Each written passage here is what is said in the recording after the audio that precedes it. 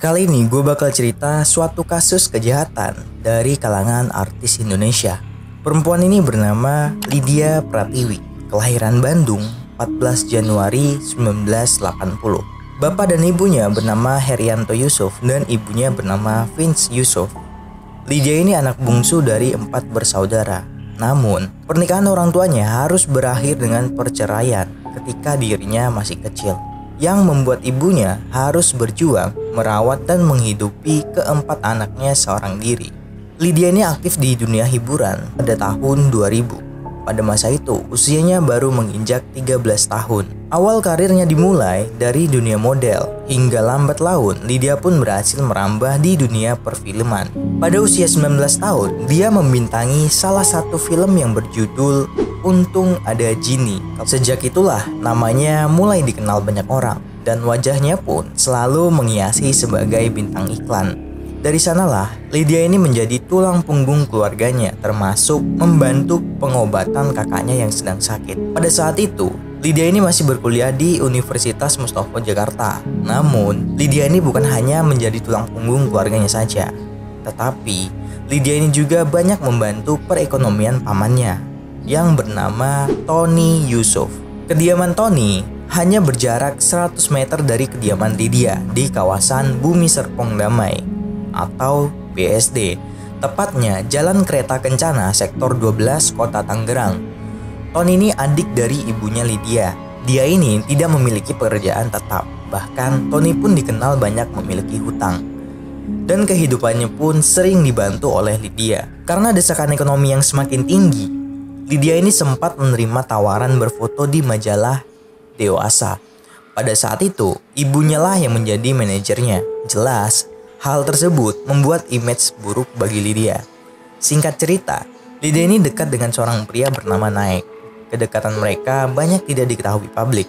Namun, tampaknya Lydia ini sangat nyaman dengan Naik. Walaupun usia mereka ini jaraknya sangat jauh, yaitu 14 tahun. Pada saat itu Lydia ini yang masih berusia 19 tahun, sementara Naik berusia 33 tahun.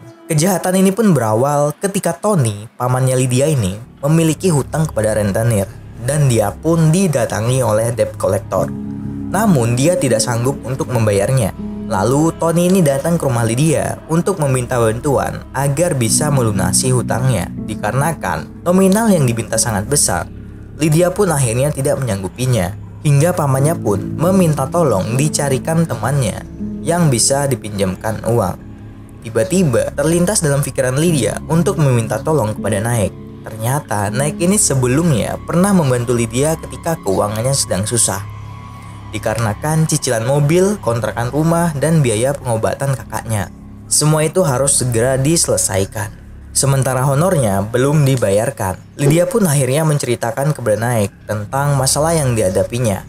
Akhirnya, Naik ini mau membantu Lydia. Salah satu hal yang membuat Lydia memberanikan diri untuk meminjam uang kepada Naik. Rupanya, Naik ini orang yang bisa menjaga privasi orang lain. Dia tidak pernah menceritakan kepada orang lain jika Lydia meminjam uangnya. Karena itulah, Lydia pun menyarankan agar pamannya meminjam uang kepada Naik. Namun, rupanya sang paman yang awal tujuannya hanya meminjam uang berubah menjadi... Akhirnya, Lydia ini menghubungi Naik untuk bertemu di Plaza Senayan. Di sisi lain, ibunya Lydia menyiapkan lokasi untuk melakukan kejahatan kepada Naik. Sementara Tony sang paman menyiapkan alat-alat yang digunakan untuk melakukan aksinya. Dan si Tony mengajak temannya bernama Ade Sukardi, seorang satpam. Pada tanggal 27 April 2006, sekitar pukul 3 sore, Tony mengantar Lydia ke Plaza Senayan. Lalu Tony pun menjemput Ade. Dan kemudian mereka berdua menuju Ancol ke Pondok Wisata Putri Duyung. Lalu memesan kamar di pondok wisata tersebut. Rencana ini bisa dikatakan sangat terap karena Tony memalsukan identitasnya saat melakukan registrasi dengan atas nama Hasan bin Idris. Mereka bertiga pun menunggu di sana. Setelah Lydia ini jalan-jalan bersama Naik, Lydia pun mengajak Naik untuk menuju ke pondok wisata yang sudah direncanakan oleh paman dan ibunya tadi.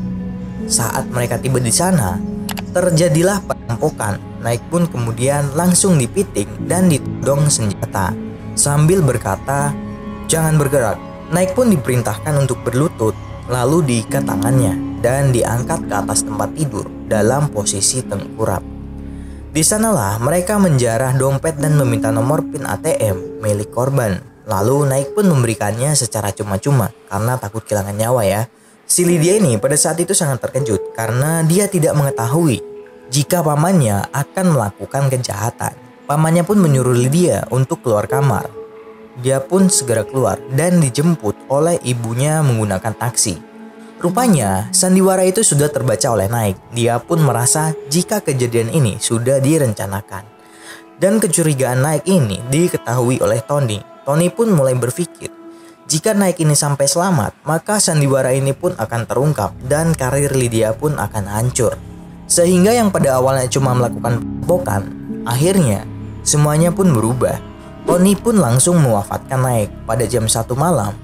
Tony dan Ade melarikan diri menggunakan mobil Toyota Avanza milik Naik. Mereka kabur lewat tol Semanggi. Lalu mobil itu pun ditinggalkan di pinggir jalan begitu saja. Tidak lama kemudian, ibunya dan Lydia menjemput Tony dan Ade, lalu mengantarkan mereka ke Hotel Mega Proklamasi. Lydia dan ibunya pun kembali pulang ke rumahnya ke daerah BSD.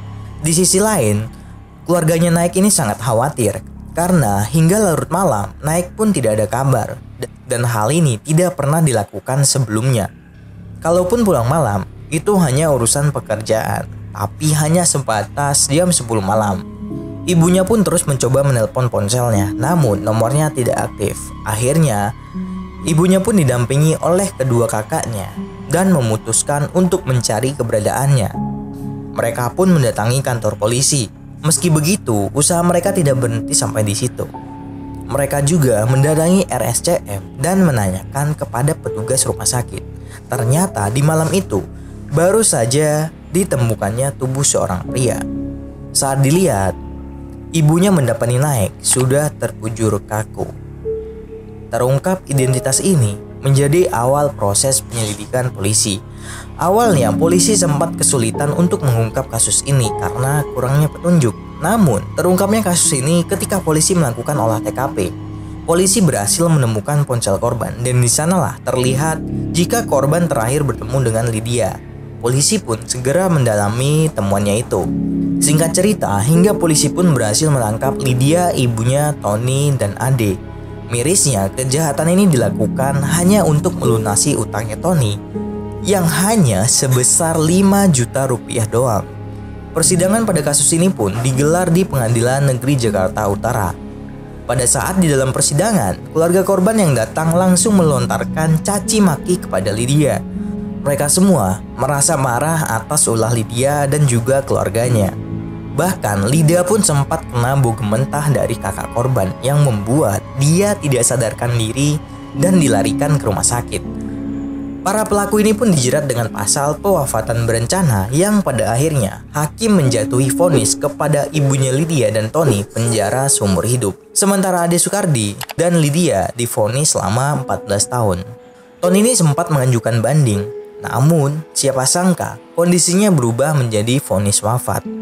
Sementara Lydia ini mendapatkan remisi dari hukumannya yang semula 14 tahun menjadi 7 tahun. Pada tanggal 29 April 2013, Lydia pun sudah bebas bersyarat. Tapi pada tanggal 24 November 2018, Lydia baru dinyatakan resmi bebas pada tahun 2020. Lydia ini sempat tampil di salah satu stasiun TV untuk diwawancara, dan dia pun sudah berganti nama menjadi Maria Eleanor. Dan Lydia telah menjadi mualaf. Lydia berharap dengan nama barunya dia akan mendapatkan kehidupan yang lebih baik.